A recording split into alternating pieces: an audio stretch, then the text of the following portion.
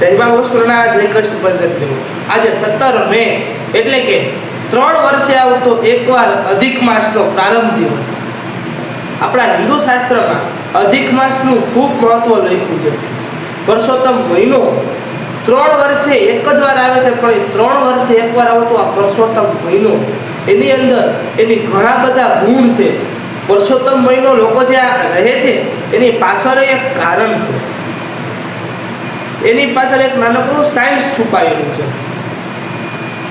પુરુષોત્તમ મહિનો સૌથી પહેલા તો કેમ આવે છે એનું કારણ ખૂબ જાણવા જેવું છે. વર્ષો પહેલા હિરણ્યકશ્યપ નામનો એક રાક્ષસ હતો. એ બ્રહ્માજી પાસે અમરતાનું જ વરદાન માંગ્યું હતું.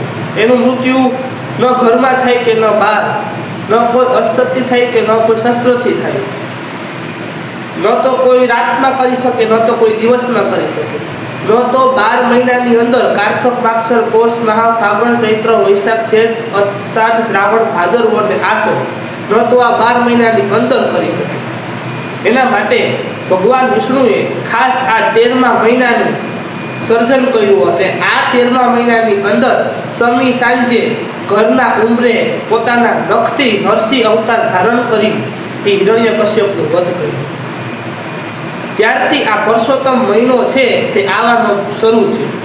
હવે દર વર્ષે 13 મહિના કરે તો આખું જે સમયનું ચક્ર છે તે તો ફરી જાય. એના માટે ભગવાન વિષ્ણુએ નક્કી કર્યું કે જે આ અધિક મહિનો છે, 13મો મહિનો છે, તે દર 3 વર્ષે એકવાર આવશે. એનું એક કારણ છે.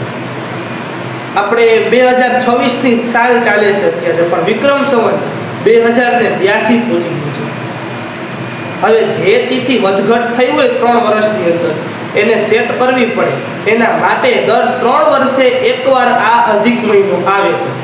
એટલે આ જે વધેલી ઘટેલી તિથિ હોય એ સેટ થઈ જાય અને આ વિક્રમ સંવત આટલું આગળ ગયું છે એ ધીમે ધીમે લાઈનમાં આવવા માંડે. એક મુખ્ય કારણ છે આ અધિક મહિનાનું, મુખ્ય કારણ એક આ છે. આના પછી અધિક મહિનાને પહેલા મળમાસ કહેતા. કાર્તક, માગસર દરેક મહિનાના પોતાના એક સ્વામી હતા, પણ અધિક મહિનાનું કોઈ સ્વામી નહોતું. સ્વામી વિહીન હોવાના કારણે બધા એની ખૂબ નિંદા કરતા. એટલે મળમાસ ભગવાન વિષ્ણુ પાસે ગયા. એમણે કીધું કે ભગવાન, મારા કોઈ સ્વામી કેમ નથી? તો ભગવાન વિષ્ણુ કે ચાલો. ભગવાન વિષ્ણુ એમને ગૌલોકમાં લઈ ગયા, કૃષ્ણ ભગવાન પાસે. મળમાસે એમની બધી વાત ભગવાન કૃષ્ણને કરી.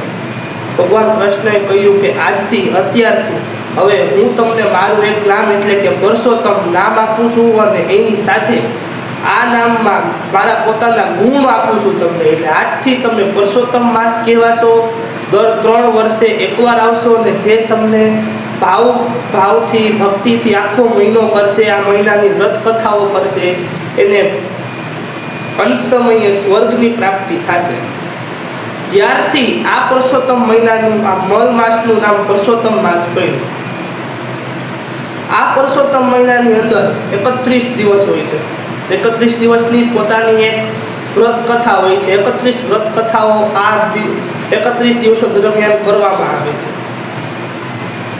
ઘણા લોકો એમ કહે છે કે આ દિવસો દરમિયાન વન ભોજન કરવું જોઈએ કે નદી કાંઠે સ્નાન કરવું જોઈએ, પણ મારું પોતાનું મંતવ્ય એવું છે કે કાંઈ કરો કે ન કરો, પણ આ પાવન અધિક માસની અંદર કોઈનું ખરાબ ન બોલશો, ખરાબ ન કરશો, કોઈની નિંદા ન કરશો, સારા કાર્ય કરજો, બને એટલું દાન પુણ્ય કરજો. નાનકડું દાન પુણ્ય 1 રૂપિયાનું દાન કરશો ને તોય આ અધિક માસની અંદર એ દાન 10 ગણું થઈ જશે. એટલે કે 1 રૂપિયાનું દાન 10 રૂપિયા સમાન થઈ જશે, પણ એ દાન ગુપ્ત રહેવું છે. ઘણા એમ કે ગજેન્દ્ર મોક્ષની વાર્તા કરવી, કરો. જેટલો ભક્તિભાવ થાય એટલો કરો. એટલે કાંઈ ન કરો તોય કોઈનું ખરાબ ન ઈચ્છો. ભક્તિભાવ કરીને જો આપણામાં સુધારો નહીં આવે તો એ ભક્તિભાવ કંઈ કામનું નથી. એટલે જો ભક્તિભાવનો સમય નહીં રહે અને આપણે આ માસની અંદર કોઈનું ખરાબ નહીં બોલી, ખરાબ નહીં ઈચ્છી, તો ભગવાન આપણને એની જાતે જ ફળ આપશે. એટલે આ પુરુષોત્તમ મહિનાની અંદર કાંઈ કરો કે ના કરો, બસ આટલું અવશ્ય કરજો કે આપણા મોઢેથી કોઈને દુઃખ ન થાય, કોઈને આપણી વાણીથી ન ગમે એવું ન થાય, એનું ખાસ ધ્યાન રાખજો. અને ઘર પાસે જો ગાય આવે તો ખાસ એને આ માસમાં ઘીવાળી રોટલી, ગોળવાળી રોટલી, તમારે જેમ ઈચ્છા હોય, શક્તિ હોય તે પ્રમાણે રોટલી ખાસ ખવડાવજો. બાકી આ 3 વર્ષે આવતો પરસોત્તમ માસ એક જ વાર આવે છે, તો બને એટલું ભાવભક્તિથી આ પરસોત્તમ માસ કરી એવી મારી દરેકને પ્રાર્થના છે, વિનંતી છે. જય શ્રી કૃષ્ણ.